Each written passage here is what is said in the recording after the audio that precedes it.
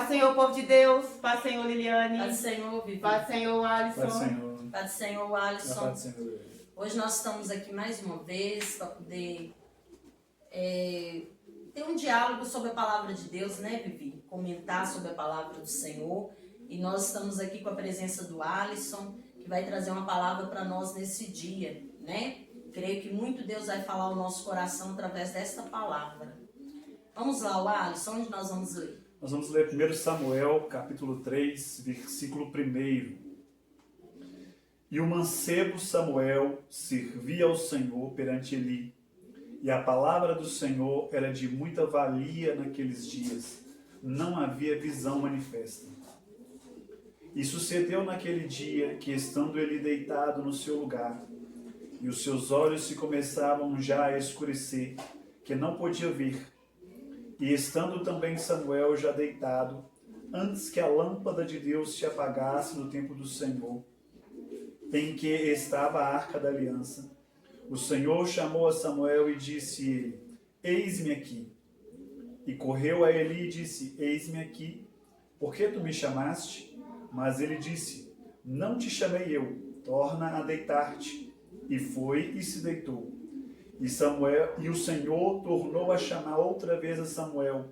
Samuel se levantou e foi a Eli e disse: Eis-me aqui, por que tu me chamaste? Mas ele disse: Não te chamei eu, filho meu, torna a deitar-te. Porém, Samuel ainda não conhecia ao Senhor, e ainda não lhe tinha sido manifestada a palavra do Senhor. O Senhor, pois, tornou a chamar a Samuel terceira vez, e ele se levantou. E foi a Eli e disse: Eis-me aqui, por que tu me chamaste? Então entendeu Eli que o Senhor chamava o mancebo. Pelo que Eli disse a Samuel: Vai te deitar, e há de ser que, se te chamar, dirás: Fala, Senhor, porque o teu servo ouve. Então Samuel foi e se deitou no seu lugar. Então veio o Senhor e Eli esteve, e chamou como das outras vezes: Samuel, Samuel. E disse Samuel: Fala, porque o teu servo ouve. Amém. Então é uma palavra que muitos conhecem, né? Uma palavra muito conhecida, e que toda vez que a gente medita nela, a gente começa a despertar para a importância de ouvir a voz de Deus. Né? Naquele tempo que Samuel estava ali, naquele tempo junto com Eli, a voz do Senhor, a visão não era manifesta. Já havia muito tempo que Deus não falava, porque Eli era o sacerdote, Eli era o porta-voz do Senhor, mas Eli não ouvia a voz de Deus mais. E a gente vê no texto que fala assim, ó, e a voz do Senhor, a palavra do Senhor, era de muita valia. E o que aconteceu para Eli não ouvir mais a voz de Deus? Desobediência. Eu creio que Eli ali como sacerdote, ele não estava ele estava no posicionamento como sacerdote, mas com Deus ele estava deixando a desejar. Então ele já não ouvia mais, né, a voz do Senhor claramente como antes. Ele tinha que ouvir e dar uma direção para o povo. Mas Eli ficava deitado ou sentado? Ele já era velho, já era idoso. Então ele já não estava mais na posição nem de sacerdote.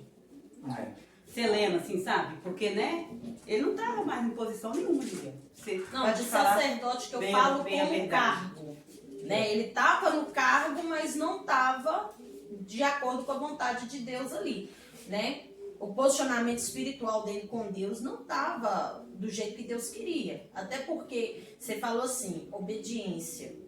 Né? Mas até porque, se ele tivesse num posicionamento... Por que Deus fala com uma criança? Mas então, aí é que entra a questão. Se ele tivesse no posicionamento, seja de sacerdote, Deus ia falar com ele. Deus falou com uma criança, porque ele tinha perdido até o contato de falar com Deus. Independente da idade dele, se ele estivesse obedecendo, Deus ia falar com ele. Porque você vê, por exemplo, que ele...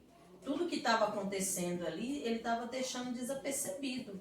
A situação que os filhos dele estavam fazendo no tabernáculo, como é que é? Tabernáculo? No templo? No templo. No templo. Aí eu sou curiosa de novo. Ele estava deixando desapercebido ou ele estava fingindo que ele não estava? Fingindo, porque ele estava deixando desapercebido, porque ele queria tomar um posicionamento com os filhos dele. Porque que eram filhos dele, no caso. Aí é o principal foco. A desobediência dele não estava relacionada a si próprio. Ele era sacerdote do templo, ele era o porta-voz de Deus para guiar o povo, mas ele era sacerdote principalmente da sua casa. Ah, então quer dizer, como é que fala? O Eli O erro dele, a desobediência dele, não era ele, né? não era Eram ele. os filhos. Ele Ele fazia certo, mas ele via os filhos fazer errado e não corrigia. E não tomava uma atitude. Ah, Porque como o portador da lei do Senhor, quando alguém do povo errava, ele executava a penalidade conforme a lei de Moisés. Porém, quando os filhos erravam, ele somente exortava com palavras, ele não corrigia, ele não executava a lei do Senhor com os filhos como deveria. Então isso se tornava um fardo, um pecado para ele, porque ele consentia. A Bíblia diz assim que quando você vê alguém, um irmão em pecado, e você o chama, o corrige, e ele muda, você ganhou uma alma. Por isso que o provérbio diz assim que quem ganha almas, sábio é. Ele ganhava a alma do povo, ele se preocupava em manter o povo na linha, na lei, mas ele não mantinha os seus filhos. E como você disse, se ele vivia mais deitado ou sentado por ser idoso, ele não tinha mais condições físicas, vigor físico, para poder executar a função de sacerdote, quem que ia seguir o caminho dele? Quem que ia executar pela lei? Os filhos. Mas como os filhos iam assumir essa posição se eles não tinham um comportamento fiel, não tinham fidelidade? Então Deus estava querendo mostrar para ele o seguinte: olha, ele, você foi um servo fiel. Você seguiu, você julgou, você obedeceu. Mas você não está mais em condições. E quem deveria estar no seu lugar e executar com fidelidade, você está deixando a desejar. Você não está ensinando. Você não está corrigindo. E nem poderia cobrar deles, né? Porque o pai cobrava de todos, todo mundo tinha que viver ali na lei certinho. Mas quando se tratava dos filhos dele, aí doía ele aplicar a correção, né? Isso. Incomodava ele aplicar a mesma correção no filho dele, porque aí, né? Ah, não pode, é meu filho. Ele olhava com sentimento, né? Ele não olhava com olhar de sacerdote. Trazendo para nós hoje, né? Você é meu filho, nossa, não posso, tadinho, ou dó dos outros, não dói em mim, mas quando se trata de ser meu, saiu de mim, aí a história é diferente. E isso é um fato, é um acontecimento que se repetiu com vários homens dentro da Bíblia e acontece conosco nos dias de hoje. E quantos nos dias de hoje não dá assim? É sacerdote dentro da igreja, usa de rigor, mas é tão frouxo dentro de casa. Ou quando não, faz ao contrário, né? Trata as pessoas com rigor, mas de forma educada, né? Sabe como colocar as palavras para corrigir, para punir alguém. E quando se trata da sua casa, ele não se porta como homem de Deus, ele se porta como ímpio. Porque existem os dois lados da história. Existe o pai que não corrige e é frouxo com os filhos, e existe o pai que, além de não corrigir, ele não se porta como homem de Deus, dá mau exemplo. O caso de Eli, ele não dava mau exemplo. As atitudes dele eram atitudes a serem seguidas. Porém, ele era frouxo na correção. Né? Não cuidava da sua casa, não cuidava do seu lar. A ponto de que antes de Samuel chegar no templo, Deus desceu e enviou um profeta para falar assim que exterminaria, tiraria a casa de Eli do sacerdócio. E fez isso. Enquanto nós somos desprezados pelo homem, né? O homem fala assim, eu não respeito, eu não reconheço o seu ministério. Tudo bem. Mas a partir do momento que o Senhor despreza, Aí erra. Por isso que Deus escolheu Samuel para falar. E você vê toda a trajetória que foi para Samuel nascer, né, para um propósito tão grande. Né? Talvez Ana nem imaginava o propósito que Deus tinha na vida de Samuel. Né? Talvez ela só queria um filho para sair da situação que ela estava ali, né? Da situação de vergonha, de humilhação, mas ela não sabia que tinha um propósito tão maior, muito maior. Eu penso que esse propósito nasce na hora que ela falou assim, eu vou devolver o meu filho para o Senhor. Isso é uma situação muito, né? Porque hoje em dia a gente não dá isso. Mas tá, aí Ana fala assim, eu devolverei, desmamarei, devolverei para o Senhor. Mas hoje, lá ela levou e entregou, né? Mas hoje, o que é esse devolver para o Senhor? Esse devolver para o Senhor, a gente vai ver isso acontecer em duas ocasiões. Se tratando de filho, a gente vai ver em duas ocasiões. Com Abraão e com Ana. Para Abraão, ele não teria descendência, se Deus não lhe desse um filho. Então, quando Deus deu, o teste de Deus com Abraão vamos ver se Abraão vai continuar me amando mais do que tudo. Ou se vai amar o filho mais do que a mim. Isso. E com Ana já não foi dessa forma. Ana não tinha descendentes, né? E ela era considerada uma amaldiçoada. Porém, Deus queria ouvir da parte dela o que era mais importante. Ser respeitada no meio do seu povo, a partir do momento que ela tivesse um filho, ou ter o favor do Senhor, ter o respeito, ter a admiração do Senhor. Você entendeu? Nossa, Wallace, isso aí, olha pra você ver que engraçado. Ela buscava o respeito das pessoas, né? Sim. Das pessoas não ficarem ali, principalmente Penina, né? Só que sempre quando Deus te faz essa questão, o que você prefere? Isso ou aquilo? Igual no caso de Abraão. Vamos ver se Abraão me ama mais do que o filho, ou se eu continuo em primeiro lugar na vida de Abraão. Vamos ver se Ana, o amor, se para ela é mais importante ser respeitada diante das pessoas, ou se ela vai me dar aquilo de mais precioso que ela vai ter para que eu faça uma obra na vida de Israel. E de uma forma indireta ou diretamente, o respeito que ela esperava veio até em dobro. Porque quando ela entrega o filho para Eli, ali, né, no templo, que ele vai crescendo, que ele vira profeta, sacerdote, juiz, né? Uhum. Imagina, as pessoas passaram e falaram assim, não, aquele ali é Samuel, filho de Ana. Ah, mas ela não era estéril? Né? Então a honra que ela queria veio de forma triplicada, pensa pra você ver. Mas aí é que entra a questão de dar o Isaac ou de dar Samuel para o Senhor. Hoje, nós não vivemos um tempo em que você pega o seu filho e doa. Não, hoje nós não vivemos esse tempo. Mas qual é o seu Samuel? Ah, o meu Samuel, Deus já fez uma obra muito grande nele. Deus tirou meu Samuel. Tá. Porque eu vi assim, que era um ponto X da questão, entendeu? Que se Deus não, como é que eu vou dizer? Talvez assim, se Deus não permitisse o que permitiu, da forma que permitiu, ia chegar um limite que a minha fé em Deus ia ser abalada. Porque eu não estava nesse posicionamento igual a Abraão, por exemplo, o amor a Deus em primeiro lugar. Na realidade, eu buscava a Deus por causa do Samuel. O medo de perder o Samuel me fazia buscar a Deus e cercar aquele Samuel. Mas se você tivesse que escolher entre Deus e Samuel? Não sei, ainda bem que Deus não me fez essa pergunta. E o seu Samuel, Vivi? Ai, nem sei qual que é o meu Samuel. Eu acho, Vivi, que no momento em que eu tive assim... Acho que eu perdi meu que Samuel. eu tive assim um particular com Deus, que ele me fez essa questão, né? Eu e Deus lá dentro da minha casa. Ou você deixa agora, ou se prepara. Eu falei, não, Senhor, eu deixo agora. Então é muito complicado. Então, Deus me fez essa pergunta umas 3 vezes depois que eu me casei. Né? Eita glória, é mesmo?